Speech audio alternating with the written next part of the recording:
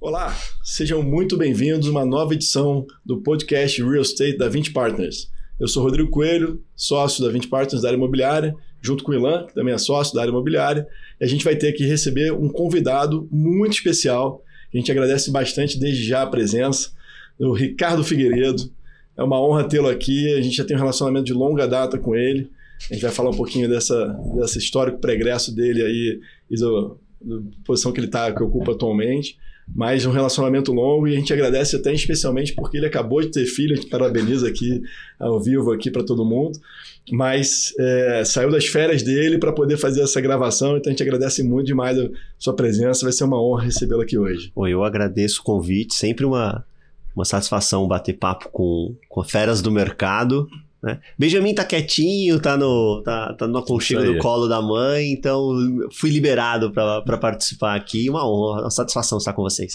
Quando eu tive meu segundo filho, eu ia pro trabalho e falava assim, agora eu vou descansar, né? Então você ficava trabalhando em casa e você ia pro trabalho para descansar um pouquinho, né? Mas seja mais uma vez muito bem-vindo. Ricardo, conta pra gente aqui um pouquinho, assim, a sua trajetória profissional, né? Como é que você começou a trabalhar com real estate? E o que te fez mover para esse caminho? Foi aleatório? Foi alguma coisa que você provocou? Você que, para quem não conhece o Ricardo, acho que vale apresentá-lo aqui para todo mundo. O Ricardo, ele é o especialista da Finclass em fundos imobiliários. Ele é sócio do Grupo Primo e foi o gestor das maiores fundações privadas do Brasil, que era a antiga Fundação CESP, atualmente é a Vivest. E era responsável pela gestão da carteira imobiliária ali da Vivest, né? Então conta um pouquinho para a gente como é que se deu essa trajetória profissional. Você que é economista, né, de formação. Vamos lá. Eu sou economista de formação, né? Tenho especialização em mercado financeiro e gestão financeira e atuarial, né? Que é, para quem não conhece, é ciência de seguros, previdência, vida, enfim. Eu falo que o meu currículo, assim, na questão de empresas, ele é bem curtinho, né? Porque ainda universitário, eu entrei na Vivest como estagiário, né, na área de investimentos, em 2003. Caramba, e lá fiquei até 2021. Né? Então fiz minha carreira basicamente na Vivest ao longo de todo esse tempo. Né? Comecei no back-office, fui passando por outras tarefas ali dentro do universo de investimentos, até que fui convidado a me juntar ao time de imobiliário. Confesso que não estava no radar. Quando chegou o convite, fui surpreendido. Né? Em que ano foi isso, mais ou menos? Isso foi... Eu comecei a ter o primeiro insight de que eu iria para lá ainda no finalzinho de 14. Meio que, pessoal, se prepara. Né? A gente tinha um gestor lá que já estava... avançando, final de carreira, né? Próximo de aposentadoria, o pessoal queria fazer uma passagem de bastão, com tempo, com tranquilidade, né? Tanto é que ele ficou lá até 2018 ainda. Mas eu tinha que fazer a passagem de bastão onde eu estava também. Aí em 2015 eu fui de mala e cuia mesmo para a parte imobiliária, né? E lá na parte imobiliária fiquei de 15 até 21. E começou num momento difícil, né? 2015 é um ano complexo, né? Duríssimo. Recessão, né? Juros altos, né? Ninguém queria saber de nada imobiliário, né? A gente tinha carteira lá já de ativos, os tijolos, né? Que a gente fala, os ativos físicos. Então tinha shopping center, tinha escritório, tinha condomínio logístico. E inicialmente a missão era fazer gestão desta carteira de ativos físicos. Mas com o passar do tempo, né? Percebi que os fundos imobiliários faziam total sentido dentro da carteira diversificada que um fundo de pensão tem, que uma fundação tem. Além disso, existiam planos previdenciários, né? A fundação é uma entidade de previdência multipatrocinada, então ela tem vários patrocinadores e vários planos. E alguns planos, né? Boa parte dos planos, inclusive a maior parte, não tinha exposição direta a real estate. Né? Tinha ações de empresas imobiliárias, mas exposição direta não tinha. E aí a ideia, né? Colocamos essa ideia em comitê, conseguimos aprovar em conselho, comitê de investimentos, investindo em fundos imobiliários, criar uma carteira de fundos imobiliários. E vocês foram os pioneiros, né? A gente, nessa época eu lembro que a gente estava começando a nossa trajetória aí também no VISC, no VILG, e vocês já estavam com certeza já bem avançados, né? Nenhuma outra fundação investia. Depois vieram outras fundações, e vocês realmente já estavam... Não de forma recorrente. Exato, porque ali eu lembro que veio uma legislação, né, obrigando os fundos de pensão a alienar a sua carteira de tijolos. Verdade. Então a gente tinha uma janela ali de 10 anos, 4661, né? Exato, 4661. Se não me engano, a janela era de 10 anos. É isso. Que você tinha que alienar a tua carteira imobiliária, né? A própria Vivest já tinha esse desejo de alienar a carteira, os imóveis, porque era o único grupo de investimentos que era cruzado, né? Então você tinha os planos das diversas patrocinadoras que eram donos dos mesmos ativos. O resto já estava tudo segregado, bonitinho. Então já existiam... Aí veio a legislação juntando a fome com a vontade de comer. Né? Aí eu falei, tudo bem, a gente vai vender os imóveis, mas investir em imóvel gera muito retorno. Né? Não obstante essa carteira imobiliária, quando a gente fazia janelas de 10, 15, 20 anos, ela era quem tinha o maior retorno entre todas as classes de investimentos da Vivest. Então, a gente precisava continuar investindo em imóveis. A saída que a gente encontrou ali foram os FIIs, e a gente começou devagarzinho, né? Vamos lembrar também, o mercado era um mercado bem mais ilíquido do que é hoje. Bem menor. Né? A fundação era e ainda é o quarto maior fundo de pensão do país, o primeiro em patrocínio privado. Então, era um volume financeiro grande, né? A gente começou pequenininho, né? Aprendendo mesmo ali na prática, mas no final das contas conseguimos construir lá uma carteira vitoriosa. Trouxe um retorno. O tamanho da carteira que você chegou a ter lá? Eu lembro, quando eu saí, a gente estava com aproximadamente 800 milhões em fundos imobiliários. Eu lembro que se a gente fosse um listado, a gente era um dos maiores FOFs listados. E começou pequenininho. A primeira boleta foi uma boleta de 2 milhões. Uma boleta de 2 milhões. Né? E a gente pra provar como é que foi. Nossa, foi emocionante, né? Porque era tudo um admirável mundo novo ali, né? Então, levamos para comitê, você mostra os fundamentos, né? Eu tenho uma escola fundamentalista, e aí ter trabalhado com esse gestor que estava lá, o Zusa, fantástico, né? O meu mentor aí na área imobiliária. Ele me deu esse alicerce fundamentalista, né? Olha o lastro, o que interessa é o lastro. Preço balançando na tela, yield, múltiplo. O que interessa é o tijolo. Vamos olhar o lastro. E aí você leva isso para o comitê, né? Que é um comitê multidisciplinar, mas os especialistas ali no imobiliário éramos nós. Então você tinha que ir lá mostrar o comparativo. Tá vendo este imóvel que está em outro fundo, ou está numa empresa que é listada, enfim. Olha a característica dele, a característica do que a gente tá comprando via fundo. A gente tem um ativo líquido agora. Né? Então, a gente estava vendendo imóvel. Você sente ali na pele a dificuldade de transacionar o tijolo. Né? Por melhor que seja o seu tijolo, demanda tempo, energia, custo. O FII, 2 dias o dinheiro está na conta. Pronto, foi. Né? Eu acho que você estava fazendo um pouco do trabalho que a gente fala muito, né? da educação, até da pessoa física, né? Até de uma geração, né? Do brasileiro que gosta muito de tijolo. Você internamente na fundação fazendo isso, mostrando tem um veículo aqui que tem todas essas características, vantagens, né, de você conseguir estar exposto ao imóvel. E aí a gente faz acho que essa percepção tem aumentado, né? A gente vai falar sobre isso também, né? Acho que isso daí eu acho que a grande vantagem do fundo imobiliário é ele conseguir encapsular num produto líquido todas as vantagens de algo que historicamente gerava ótimos retornos, mas com uma característica de liquidez muito mais limitada. Né? Então você resolveu a amarra da liquidez e continuou com os atributos, né, do bom investimento, que sempre foi historicamente o investimento imobiliário comercial. Né? A gente sempre olhou com o histórico da fundação. Esse é outro ponto importante, né? Quando a gente começou, a gente olhou para dentro de casa e falou, o que a gente sabe fazer? A gente sabe fazer shopping, que a maior parte da nossa carteira era shopping. Ótimo shopping, né? Por sinal. A gente sabe fazer logístico, a gente tem um condomínio logístico aqui dentro de São Paulo, para Leste Maio maravilhoso. Então, minimamente a gente sabe analisar e torear o dia a dia ali de um condomínio logístico. E escritório. Né? A gente tinha, o próprio edifício sede era nosso, tinha em Campinas tinha na Avenida Angélica outro. Eu tinha contrato atípico, tinha contrato típico, então apesar de não ser uma carteira gigantesca em número de ativos, né?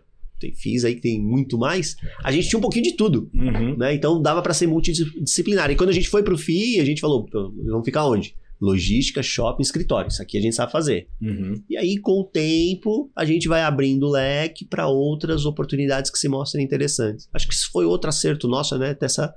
Essa humildade de falar, ó, aqui a gente é o nosso mundo. Vamos ficar aqui nesse cercadinho. Legal. Depois a gente vai ampliando, a gente vai expandindo. E aí você teve um sucesso absoluto que chamou a atenção não só da turma da fundação e de nós que estávamos do outro lado da mesa, que a gente sempre teve essa visão de que você era um cara muito diferenciado no papel que você fazia, como a gente já falou aqui, foi o primeiro efetivamente a montar uma carteira relevante de fundo imobiliário e, como você mesmo mencionou, uma carteira que era maior do que a maioria dos FOFs que existiam na época no mercado, né? Então, isso chamou a atenção do mercado, né? E, naturalmente, você recebeu um convite para juntar o Grupo Primo. Exato. Conta um pouquinho como é que foi Vamos lá. Essa aproximação e essa tomar a decisão de sair de 20 anos quase de uma carreira longínqua que você foi construindo muito bem ao longo da sua carreira e depois você fez uma mudança radical. Assim. A mudança foi, acho que a palavra é essa, mudança radical, né? Você tá ali no mundo do buy side, né?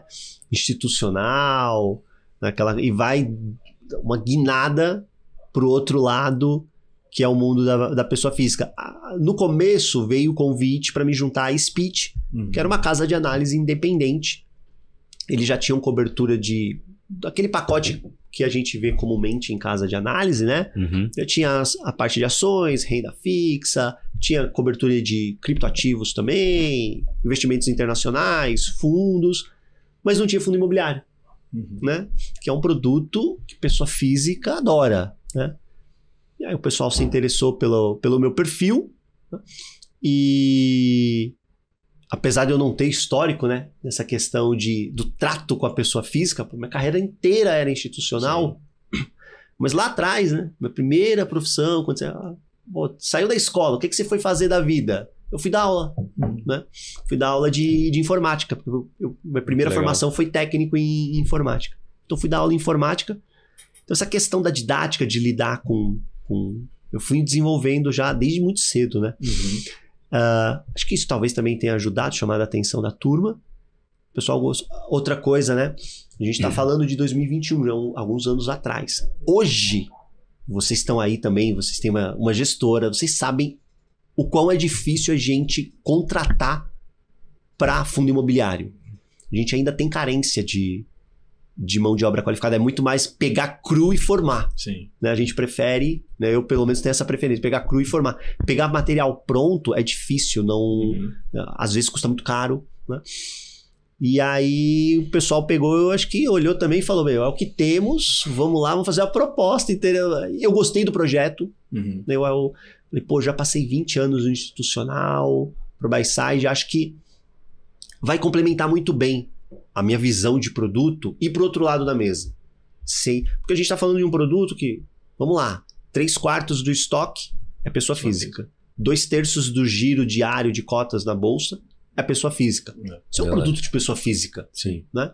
Então, deixa eu entender as dores dessa pessoa, deixa eu dar minha colaboração com todo esse meu histórico no institucional, tentar transferir essa maneira que o institucional olha para o investimento, não só para FII, mas para investimento. Um olhar genuíno mesmo, de longo prazo. Porque o longo prazo ele veio caindo assim, virou palavra fácil na boca das pessoas, mas na prática, ali no dia a dia, é na hora que a gente vê se a pessoa tem mesmo a genuína visão de longo prazo. Se você tá ali oferecendo a mão para guiar a pessoa, eu acho que ela se sente mais segura mesmo para atravessar um momento mais duro e ser um investidor de fato de longo prazo. O desafio me chamou a atenção, gostei, me juntei à Speech. E aí no ano seguinte, né, a Speech acabou fazendo a fusão com o Grupo Primo, né, que é um ecossistema muito maior envolvendo o mundo financeiro. E aí a gente efetivamente foi incorporado pelo Grupo Primo. Então nós éramos a casa de análise do Grupo Primo. E no final do ano passado, né, nós decidimos juntar Finclass, que é a nossa plataforma de educação financeira. A gente fala que é o Netflix da educação financeira. Então são mais de 60, quase 70 cursos com professores de altíssimo gabarito. Então, você tem Zena Latif lá dentro, Howard Marks, Paulo Guedes, Jan Biagi, né? Aí sobraram até um espaço, colocaram aula para mim, entendeu? Então tem a lei, também tem Ricardo lá, né? Mas tem outros nomes que são bem mais legais, né? Só que a dor do pessoal da Finclass era, poxa, eu tive aulas maravilhosas, mas na hora de investir eu não me sinto seguro. Uhum. E a gente tinha casa de análise ali dentro. Então, pô, vamos fazer a fusão. Agora, além de tudo, você tem aqui os analistas, a carteira recomendada para você poder seguir, live toda semana. Tem todo dia live agora.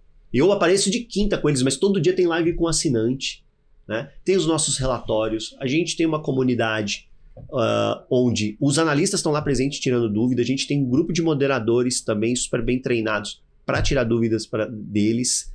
Então, a pessoa ela se sente bem amparada, bem segura para efetivamente ser de fato um investidor de longo prazo, né? Porque você tem aquela orientação. No momento da turbulência, gente, calma, deixa eu te explicar. Tá? Não foi porque a bolsa do Japão teve circuit break que o inquilino saiu do prédio do condomínio logístico. Fica tranquilo. Eu queria até nesse ponto, como é que foi essa... Né, você falou, foi uma mudança bem drástica, né? Você saiu de um institucional, né, para pessoa física. Como é a sua percepção, assim, como é que você, primeiro impacto assim, da mentalidade, como é a mentalidade da pessoa física em relação ao institucional, assim, quais são as diferenças, o que você percebeu, assim, como é que você tem que lidar, né? Nossa, vamos lá. Acho que a primeira coisa é que você precisa primeiro adequar o teu discurso. Né? Quando você vai está no mundo institucional, você pode ser muito mais técnico. Quando você está no mundo da pessoa física, você tem que voltar algumas páginas para desmistificar algumas coisas. Isso aí fica até uma certa crítica ao mercado, às vezes até de forma inocente. A crítica não é aquela crítica, você está fazendo errado.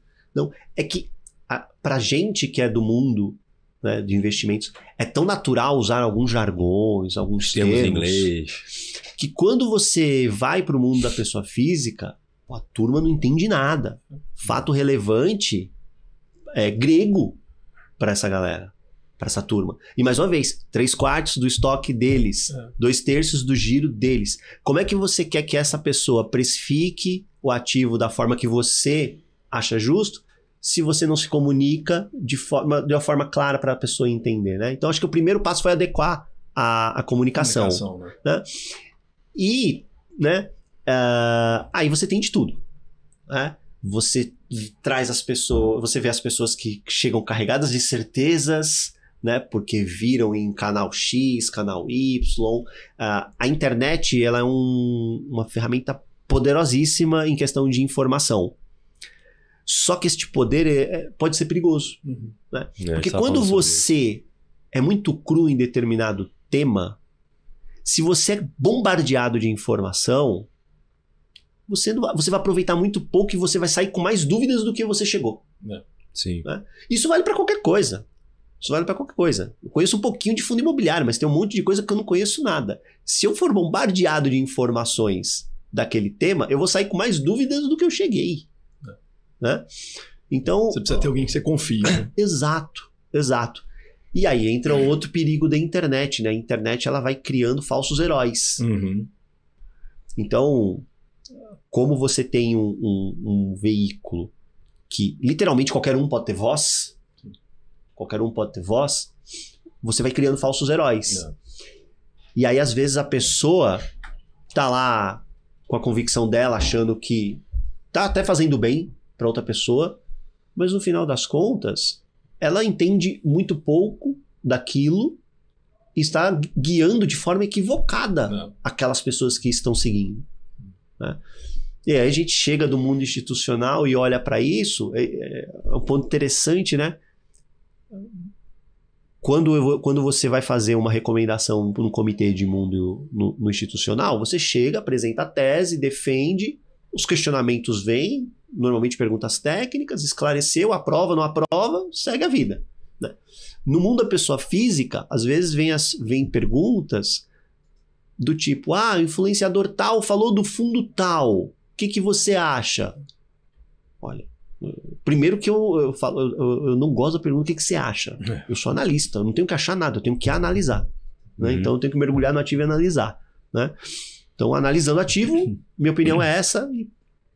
Gosto, não gosto, prefiro outro, enfim. Né? Sempre tem um comparativo. Né? Eu vejo que muitas pessoas elas buscam o álibi, é quem culpar se der errado na internet. Que no institucional não existe isso. Você toma uma decisão colegiada, acertamos todos e erramos todos. No mundo da pessoa física, não. As pessoas físicas ficam na internet procurando alguém para sacramentar aquilo que ela quer fazer, porque ela precisa culpar alguém se der errado. E aí o que acontece? Se você não é essa pessoa, normalmente eu não sou essa pessoa. Eu não gosto da iniciativa. Você vê... E assim, os analistas se conversam, né? Os analistas se seguem. Você vê a mesma pergunta no story de outro analista. A mesma, até alguém dizer, não, gosto, pode comprar. Porque se der errado, né? Isso não existe no mundo institucional. Então tem esse primeiro choque do tipo, tá, eu vou ter que me adaptar a esse tipo de interação que é diferente. E com o tempo você, não é do dia para noite, né? Que você constrói a confiança da tua audiência para te reconhecer como uma autoridade no assunto e aquilo que você falou, não que você é dono da verdade, né?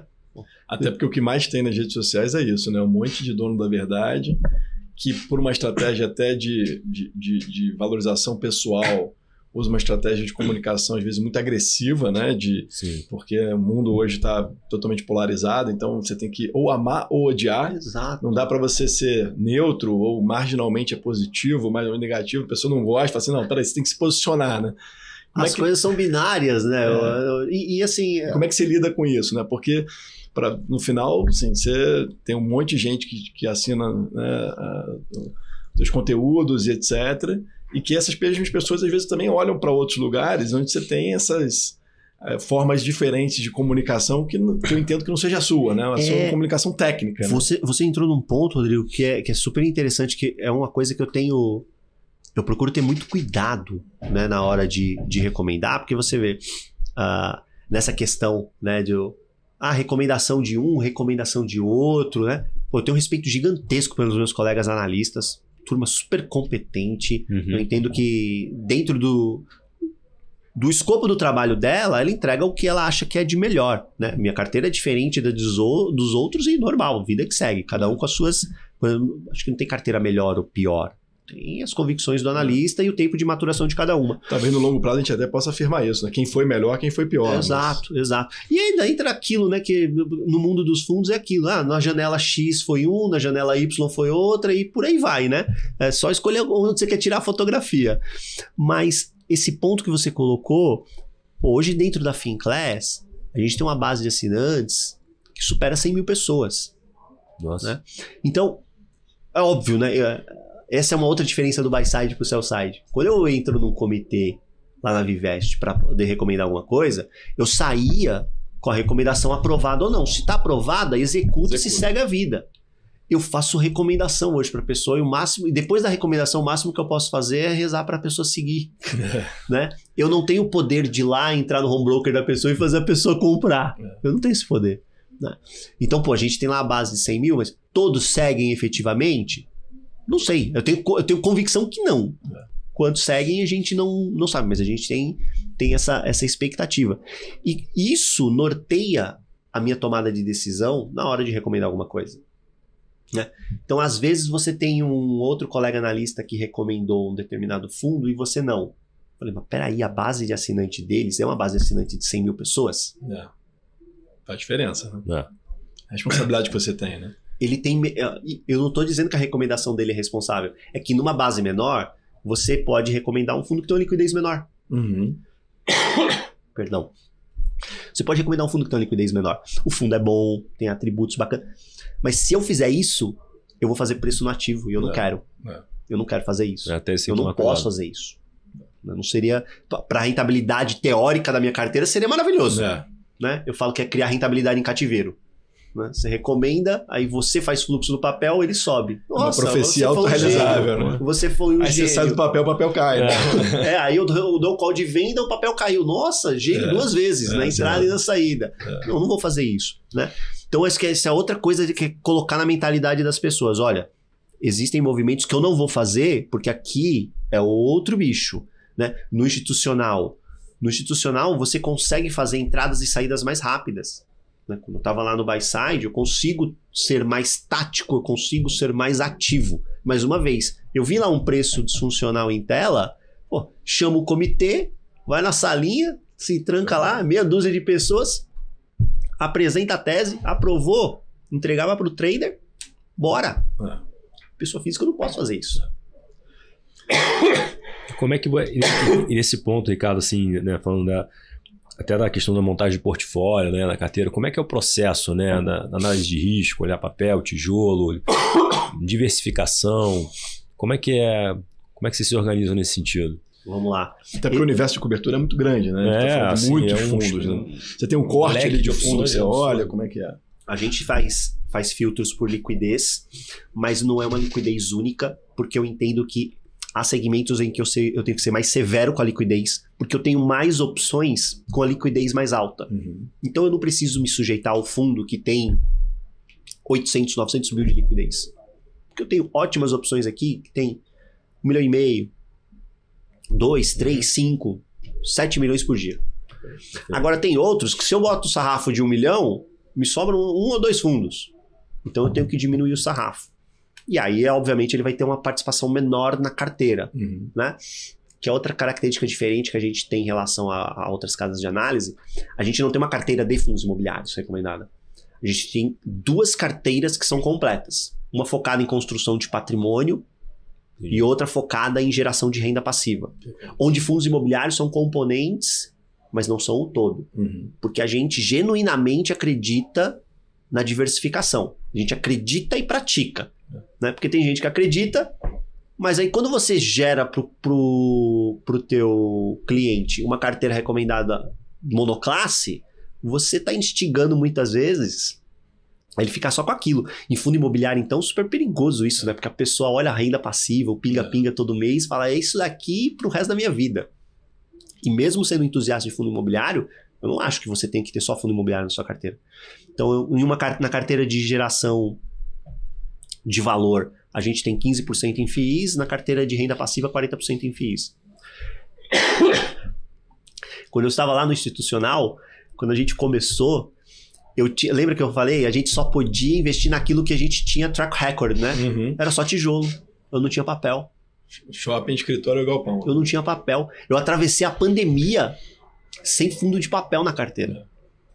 Foi uma agonia. Foi uma surra ali, foi uma agonia. Isso aí. E acho que a pandemia é um bom exemplo dessa questão de diversificação, né? Porque qual é a possibilidade de você conseguir prever uma pandemia? É impossível, né? Não. E o impacto dela é completamente diferente nos segmentos que você não esperava. Né? Todo curso de finanças sempre vem o exemplo do cisne negro, né? É o exemplo, né? A probabilidade é baixíssima, a severidade gigantesca, né? E ali eu não podia, porque a gente tinha colocado no regulamento, no fundo, tudo, ó, não pode comprar fundo de papel. E a gente não tinha mesmo histórico, né, de analisar crédito privado. Fundo de papel é isso, analisar crédito privado. Eu fui tentando fazer isso, aprovar pro... Eu lembro que quando a gente conseguiu aprovar, eu saí. Falei, vocês estão de brincadeira. Eu tomei um calor danado durante a pandemia, o problema era eu. Né? No mês seguinte estava aprovado. Então, na montagem da carteira, papel e tijolo para mim é essencial, e não é porque você vê muito essa questão binária, né, das pessoas. O juro subiu, agora eu corro pro papel. Agora a Selic tá caindo, bora pro tijolo, vamos ser felizes no tijolo. Não, você vai ter tijolo na sua carteira o tempo inteiro, você vai ter papel na sua carteira o tempo inteiro. Mesma questão do papel no indexador. A hora do IPCA, a hora do... Não, você tem que ter os dois.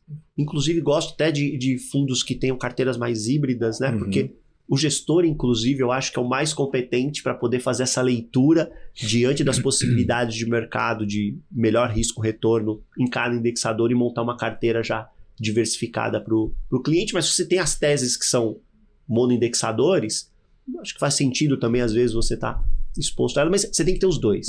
Então tem o tijolo, tem o papel, e aí a minha leitura é sempre uma leitura de estar olhando o que eu espero que vai acontecer nos próximos 24, 36 meses. É por isso que quando eu olho para minha carteira, ela parece muito mais uma carteira anticíclica, né? Parece que quando tá todo mundo falando, o juro tá alto, você tem que ter mais fundo de papel. Aí você olha para minha carteira, ela tem mais tijolo. Por quê? Porque eu tô olhando para frente onde eu tô vendo mais extravamento de valor. Eu olho para retorno total. Eu olho para retorno total e para risco-retorno. Por quê? Porque a minha cabeça é a cabeça do institucional. Institucional olha para isso. A pessoa física, normalmente, ela olha para yield. Né? E aí, na hora de olhar para yield, ela fala, poxa, agora quem está pagando mais, quando a gente teve aquele período de inflação lá em cima, fundo de papel, meu Deus, estava pagando forte, yield, né? Lá na lua. Os high yield, então, minha Nossa Senhora, o que eu fui apedrejado de não ter high yield na carteira naquele momento, mas o tempo mostrou, né, que ele é high yield na intenção, high risk de fato, né? Até porque na teoria deveria ser isso, né? Quanto maior risco, maior retorno. Deveria, né? Se você olha assim, isso é um ponto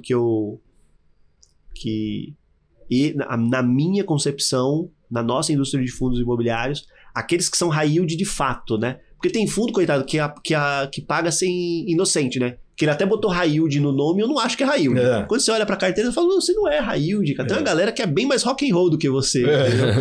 É um high grade turbinado. Exato, né? Eu não acho que a turma high yield paga o prêmio pro risco que corre, na minha leitura. Né? Então eu fico muito mais na turma de high grade, middle risk ali, que é o risco intermediário. Para mim, me satisfaz, eu vejo um risco-retorno mais adequado.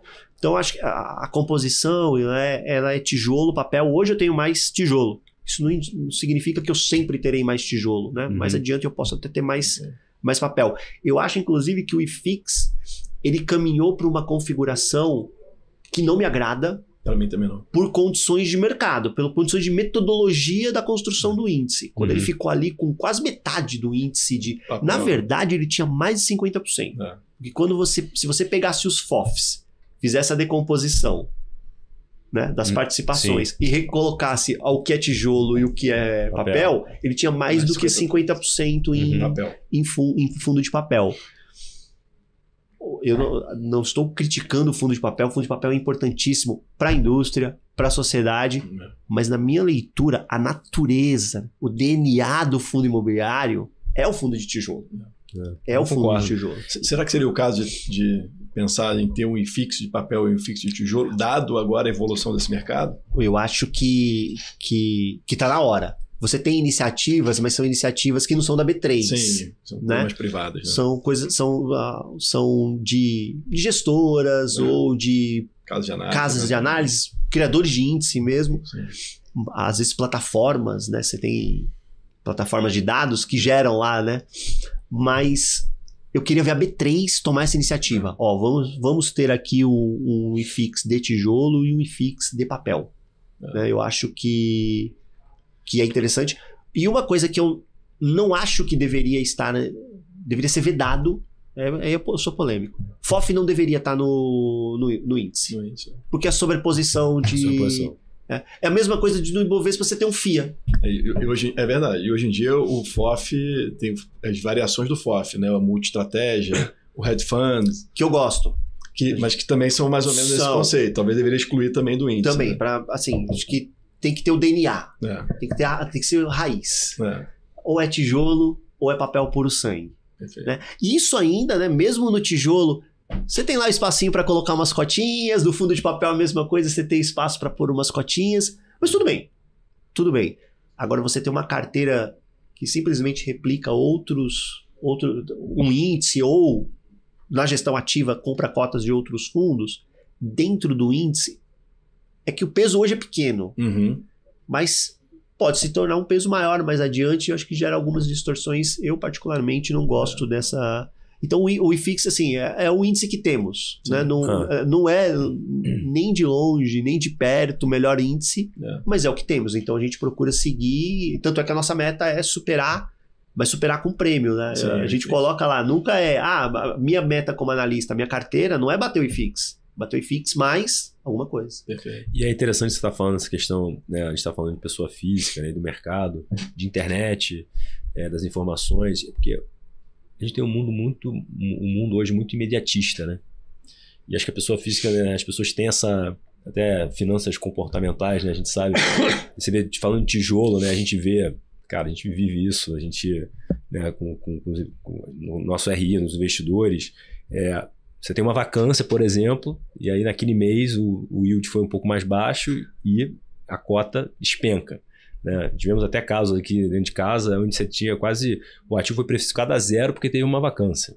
Né? Então, assim, você teve um hit na cota do fundo por conta disso. Então, acho que é o trade-off da liquidez, né? Porque se você tivesse investido direto no ativo, você tem a vacância, você não está preocupado quando se cair o teu ativo de preço. Né? Assim, você sabe que vai... locar de novo e você vai...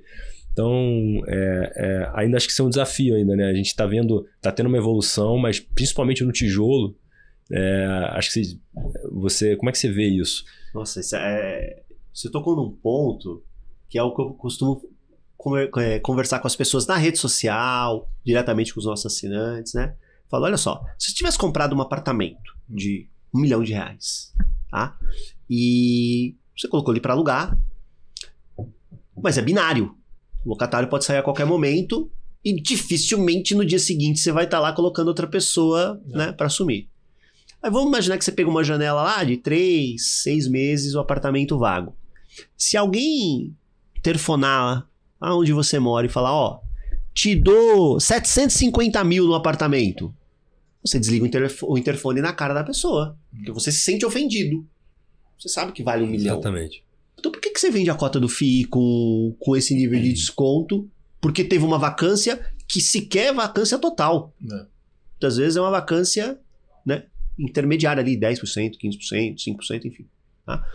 Isso acontece, né? Às vezes sai um fato relevante dizendo que tal imóvel ficou desocupado num fundo que está recomendado. A primeira pergunta que tem, isso vai afetar a nossa recomendação? Fala, olha, deixa eu contar uma coisa para vocês. Né? Falo para os assinantes. Quando você vai fazer o planejamento da construção de um ativo, eu já participei de expansão, de shopping center, né? Então você tem lá o business plan, plano de negócio, né? Nenhum imóvel foi projetado para ter 100% de ocupação em 100% do tempo.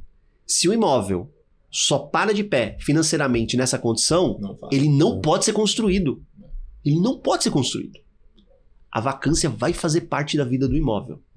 O que não pode é ser vacância crônica, né? Então níveis altos. Aí entra a análise do imobiliário, do tijolo. Do tijolo. Os fundamentos de real estate. Mudou a dinâmica da região, aconteceu alguma coisa naquele ativo que justifica. Tudo está errado ali.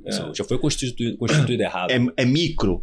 Tinha alguma coisa do terreno que ninguém pegou no projeto. Ou você vai expandindo. É a região, teve alguma coisa na região que mudou, a dinâmica imobiliária daquela cidade está mudando, o eixo está mudando. Oferta e demanda, né? Para você entender. Às vezes talvez seja outro assunto que a gente... O mercado se empolgou, né? Na minha concepção, quando você pega os últimos 10, 15 anos, o mercado imobiliário de São Paulo, ele se empolgou de escritório para a Zona Sul. E aí ele sobreofertou determinadas regiões que se você parar e você for fazer uma análise fria, tem muita coisa que não deveria ter sido construída. Né? Então você também precisa avaliar tudo isso. Mas a pessoa olha a queda da renda e aí entra, infelizmente, a conta do yield. Né? A pessoa fala, não, o fundo tem que pagar, eu vou usar até o número que a turma adora, né? É 1% ao mês. Né? O famoso 1%. O famoso 1% ao mês. Eu acho que, inclusive, isso é uma questão geracional. A gente vai precisar, né, passar um determinado tempo, porque a gente ainda carrega memória inflacionária ainda de uma parte da população. Porque se você for pensar assim, vamos parar e pensar num yield de 0,80 ao mês. 0,80 ao mês. Isso vai dar, grosso modo, aí 10, eu ia falar, né? De padaria aí perto dos 10 ao ano. Perto dos 10 ao ano, se depois de um mês fora do mercado a cabeça ainda está funcionando mais ou menos, né? Você dobra de patrimônio em 8 anos. Você dobra o teu patrimônio em 8 anos. Isso é espetacular. Isso é espetacular. Isso eu tô falando na renda. Olha pro teu lastro. Valorização imobiliária. Né? Você tem o lastro do tijolo. Do papel é outro bicho. O papel paga mais yield. Não é mérito, é obrigação. Esse acho que é o ponto que a gente podia explorar aqui. Essa é uma das dores que a gente tem. Às vezes as pessoas confundem tudo, né? Assim, confundem high yield com high grade, confundem fundo de PCA com fundo de CDI. E uma confusão que é muito comum é você comparar yield de fundo de papel para yield de fundo de tijolo. Você até justificaria até ter essa questão do IFIX separado que a gente estava falando aqui antes. Mas se para pensar, né, o papel ele descarrega os juros e a correção monetária, né? Se for um papel IPCA+, né? Se for CDI, os juros todos já é isso, né? Já é o juros nominal, que já é uma inflação mais um juros real embutido. E quando o fundo de tijolo, você tem os aluguéis que, ele, na verdade, são corrigidos anualmente por inflação.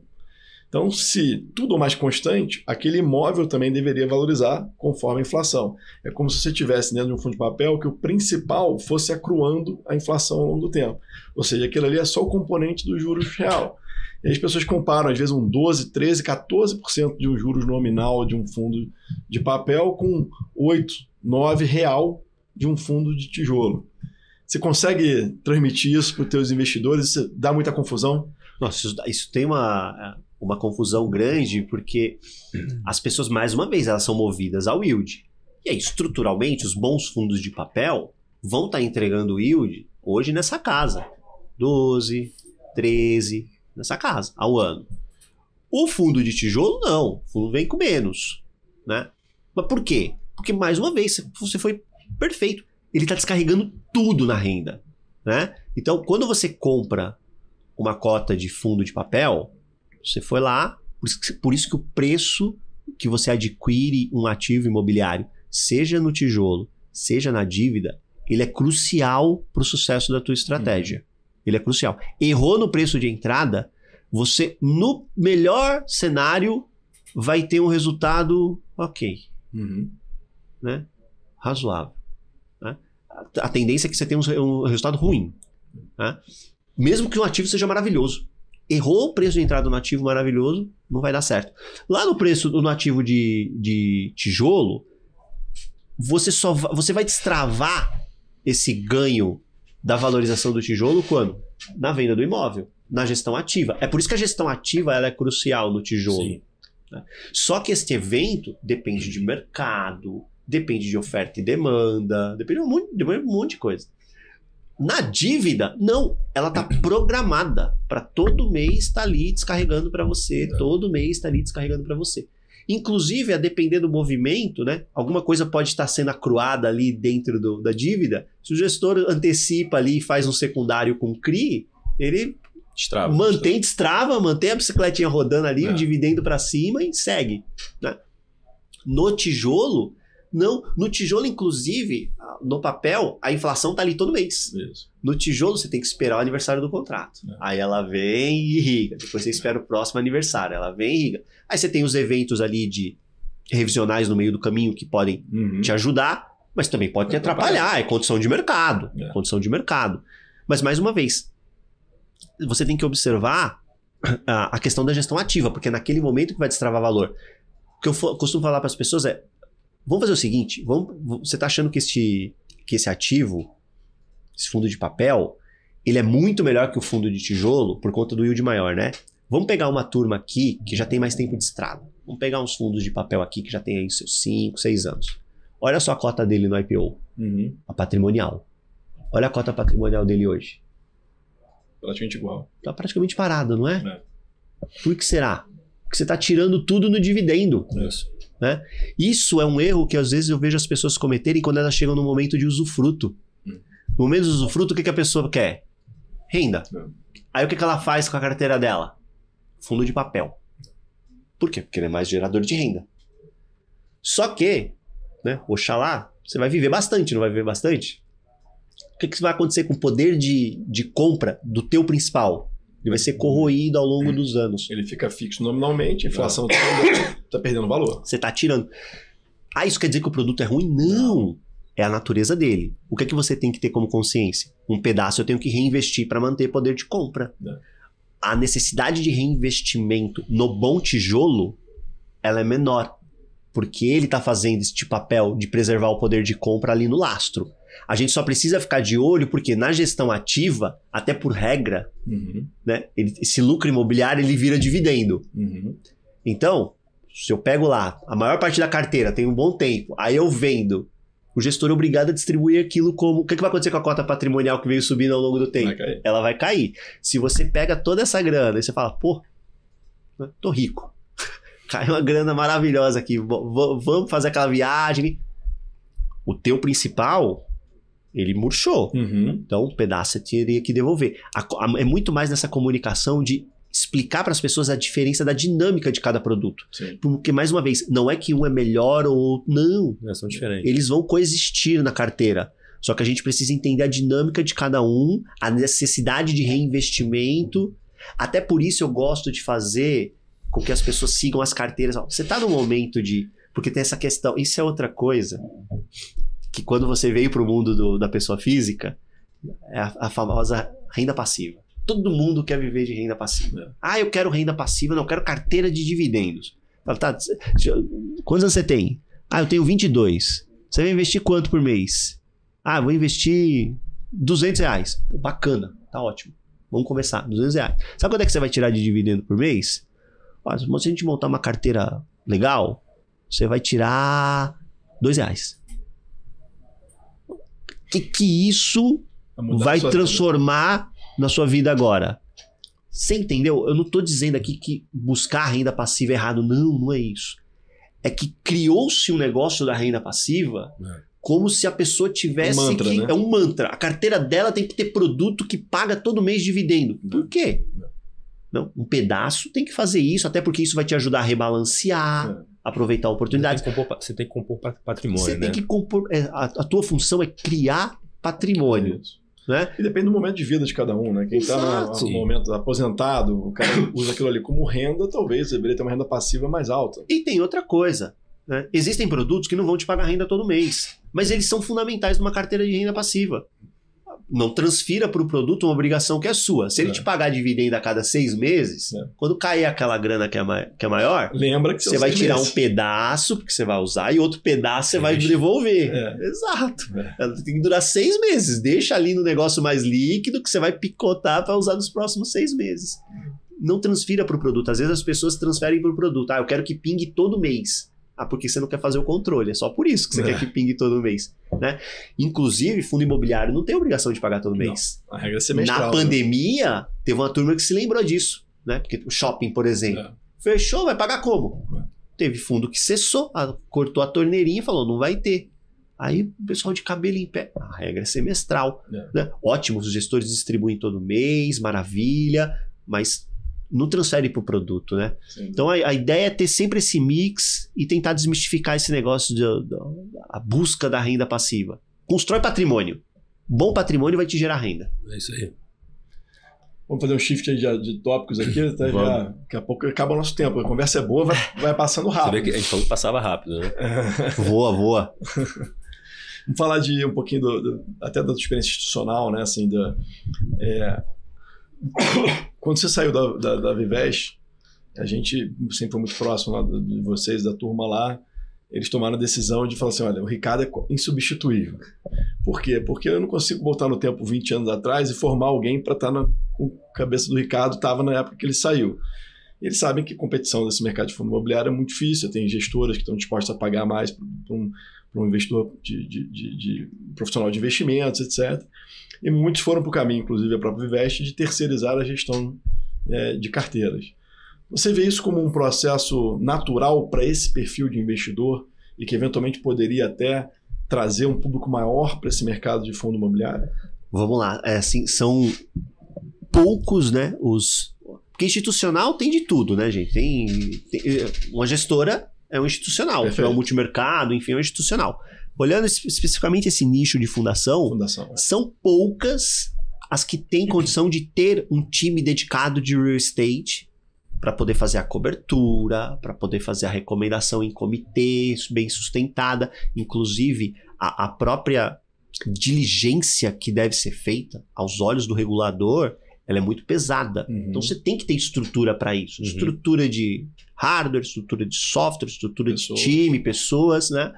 Então, eu diria que para a maior parte da indústria de fundo de pensão no Brasil, eu tenho convicção. O caminho é fazer a seleção de boas gestoras terceirizadas, para terceirizar essa gestão, entregar o recurso, porque essas gestoras têm hardware, software, time, para poder... E vai ganhar escala, porque ela não vai ter um institucional apenas, né?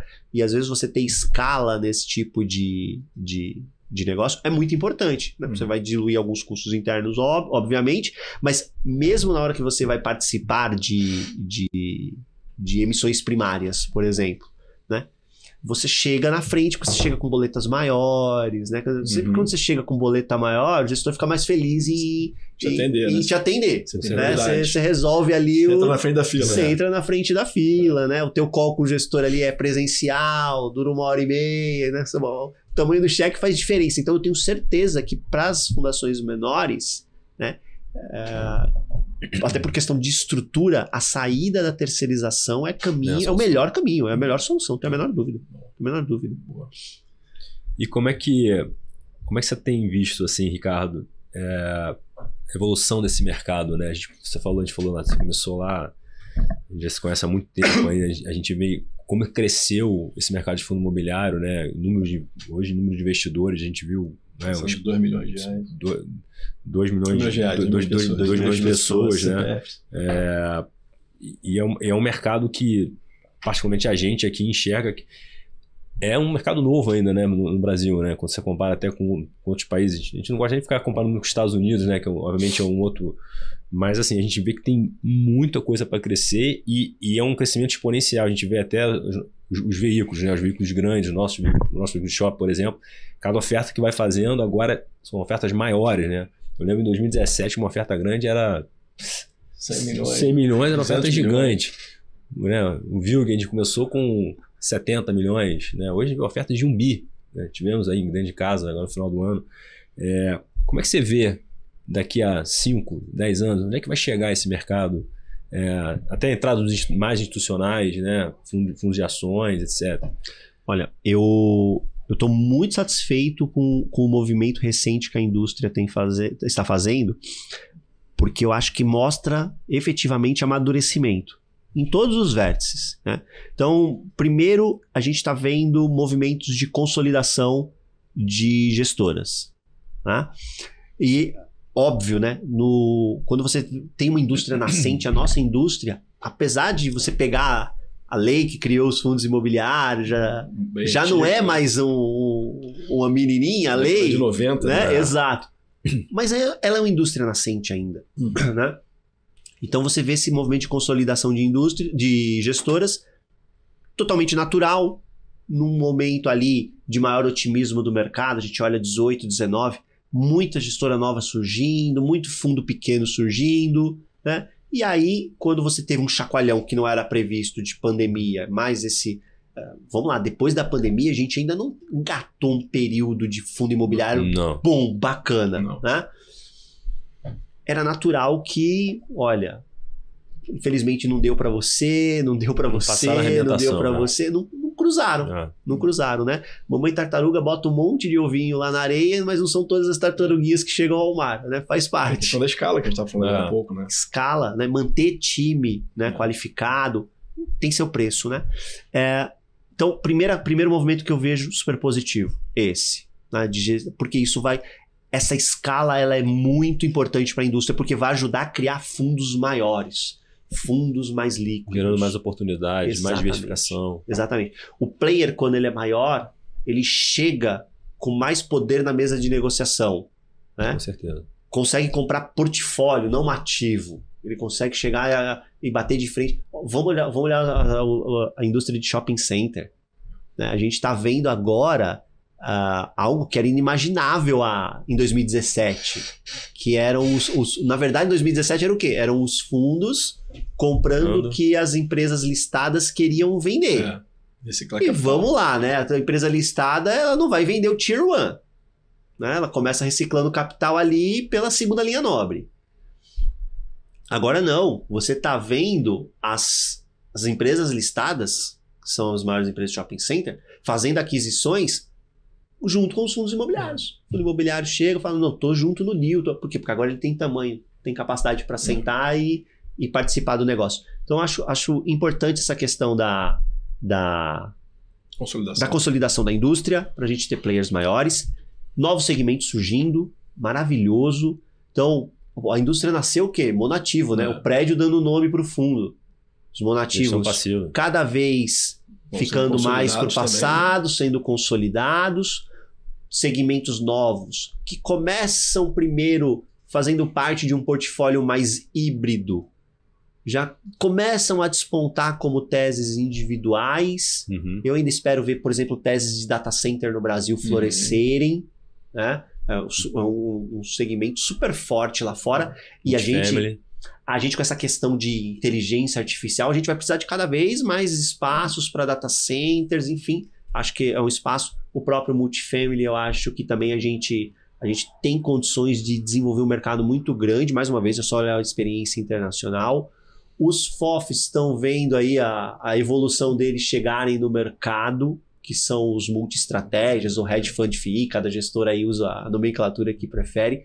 Né? Eu lembro que quando surgiram os primeiros, eu falei, isso é o FOF 2.0, a indústria vai ter que caminhar para isso. Porque o gestor dá liberdade para o gestor poder manejar muito mais o portfólio ao longo do ciclo imobiliário e do ciclo econômico. Sim. O FOF ele sempre pega o gestor de pé trocado. Né? Porque quando tá bom para comprar, ninguém quer dar dinheiro para ele. Porque ele não consegue emitir, porque a cota tá não é que ela tá abaixo do patrimonial, ela tá muito abaixo do patrimonial. Né? Que isso é uma outra coisa que às vezes eu sou meio polêmico, né? Que os caras criaram aí o mantra de emissão abaixo do patrimonial nunca. Pô, você tentou fazer conta? Porque eu já vi emissão abaixo do patrimonial que destravava valor e botava dinheiro no bolso do cotista. Mas a turma ainda não está madura o suficiente para essa discussão. Ou se desfazer de uma posição, o FOF se desfazer de uma posição, como se fosse no fundo de ação. Errei, quero fazer um shift aqui. Mas aí vai impactar o rendimento. Vai impactar o yield. E o gestor fica de mãos atadas. Isso é muito ruim. Isso é uma coisa que é importantíssima na constituição do portfólio, porque é como se o gestor do FOF não pudesse errar. É isso. E quando ele erra, ele casou com o ativo.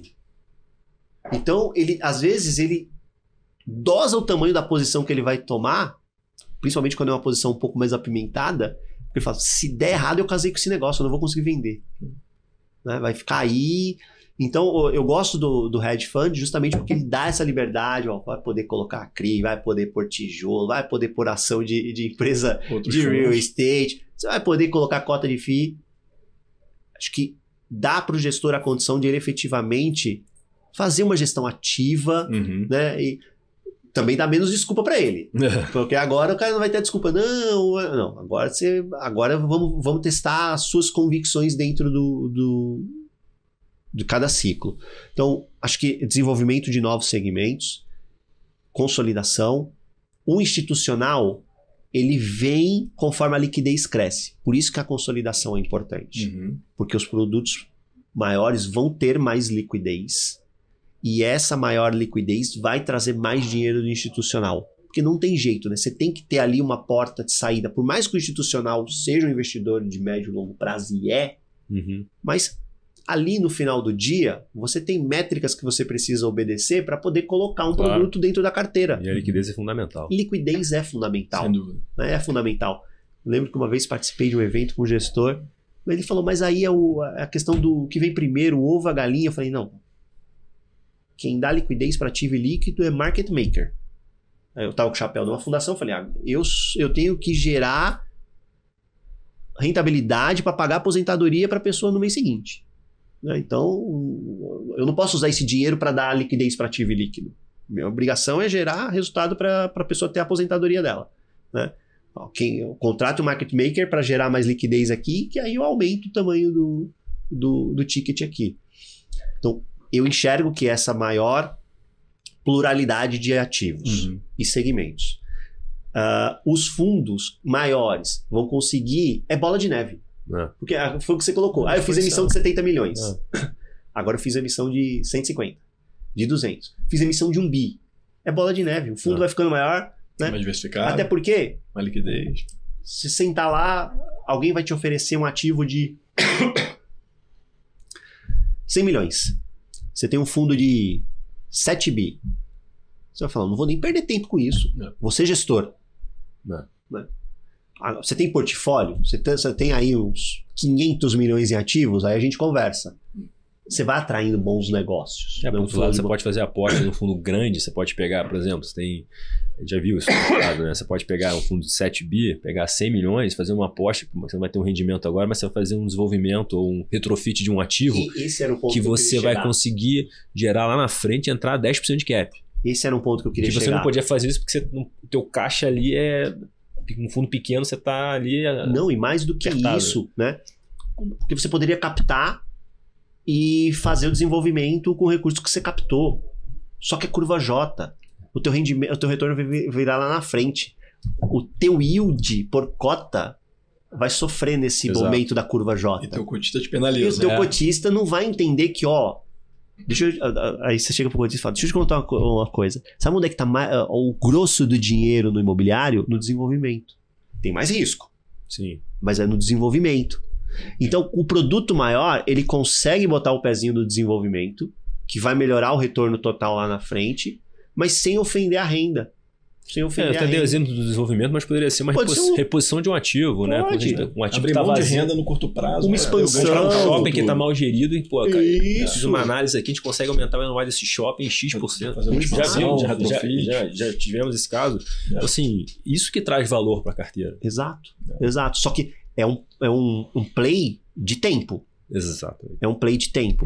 O institucional, ele tem essa cabeça para poder esperar isso. Eu lembro que um dos últimos movimentos que a gente fez lá, na Vivest, antes de eu sair, foi começar a colocar o pezinho em teses que eram puro sangue de desenvolvimento. Então, era 0 de yield. Era só desembolso de caixa no começo. Né? E dentro da carteira da fundação faz sentido, né? Porque você tem outros produtos que geram a renda para você depois eventualmente distribuir para o pensionista. Exato. Você tem um patrimônio no prazo. Vocês têm um caminhão de caixa aí rolando em título público, super líquido, dá para pagar a aposentadoria tranquilo. Esse pouquinho aqui, 2, 3 anos. Era desenvolvimento logístico, janelinha de 2 aninhos para os primeiros começarem a entregar resultado, aí depois os outros projetos vão, a bicicletinha. No final das contas, resultado espetacular, gerou. Eu não estava lá quando o resultado veio, mas eu falo, eu sou cliente hoje de lá, né? Porque meu plano de aposentadoria continuou lá, né? Falo, resultado espetacular que foi colhido. Mas você precisou de tempo. Isso é uma cabeça que para o investidor de pessoa física ainda não dá para fazer. Mas você consegue, nos produtos grandes, né, ter um pezinho de desenvolvimento, e a gente já está vendo isso com muita força nos principais segmentos. Então você tem isso em escritório, você tem isso em shopping, você tem isso em logística. De vez em quando o pessoal dá uma mão de verniz ali, que coloca a renda mínima garantida no negócio. Eu não gosto. Ricardo, não gosto. Né? Por quê? Porque a renda mínima garantida não está ali de graça. Você comeu o retorno do desenvolvimento, que é melhor. Você antecipou. E aí, por essa antecipação de retorno, não é de graça. Gera um custo para quem está fazendo, que vai te cobrar. Teu retorno isso será menor. E ainda tem um risco implícito ali, né? Exato. Querendo ou não. Mais que tem que te entregar um ativo pronto, você tem um risco, né? Exato. Então, eu gosto, já que vai fazer o desenvolvimento, diminui o tamanho do cheque, então, do total do teu... Mas faz o puro sangue. Faz a curva J. Porque isso aí vai servir como education também. Não é para o investidor. Mas isso, de novo, só é possível com grande. Com grande. Por isso que a indústria, quando ela caminha para essa consolidação, né, você continua ainda diversificado em bons nomes de gestoras, ótimos times, tem competição, mas você cria veículos que têm condição de dar mais opções para o gestor pisar num desenvolvimento, num retrofit, né, numa recuperação de um ativo que estava ali, né, nota 5, e gerar mais valor para o cotista. E com o tempo o cotista vai aprender, e acho que mais pessoas vão entrar em fundo imobiliário. Isso é fato por quê? Vamos lá, mais uma vez, desde a pandemia, a gente pegou uma janela que vou te contar. Que janelinha. Que janelinha. Em nenhum mês nós tivemos perda líquida de CPF em fundo imobiliário. Em nenhum. Todos os meses nós tivemos aumentando a base de CPFs investindo em fundo imobiliário. Você imagina quando a gente pegar uma janela aí de uns 2, 3 aninhos de vento em pouco. Nossa, isso vai voar. Isso vai voar. Então eu sou muito otimista com o crescimento da indústria, né? Seja olhando para a própria pessoa física, que é a maior parte, continuará sendo a maior parte, eu acho que nos próximos 10 anos. Tá? Mas esta bola de neve que a gente já entrou e que eu acho que é irreversível, que bom, vai trazer mais dinheiro institucional. E dinheiro institucional, até para o gestor também, é um dinheiro mais paciente. Sim. Né? É um dinheiro mais paciente, acho que vai ajudar bem, porque o institucional também cobra de um jeito diferente, instiga, né? Eu acho que vai fazer bem para a indústria, a gente vai ter uma indústria muito maior lá na frente, a gente vai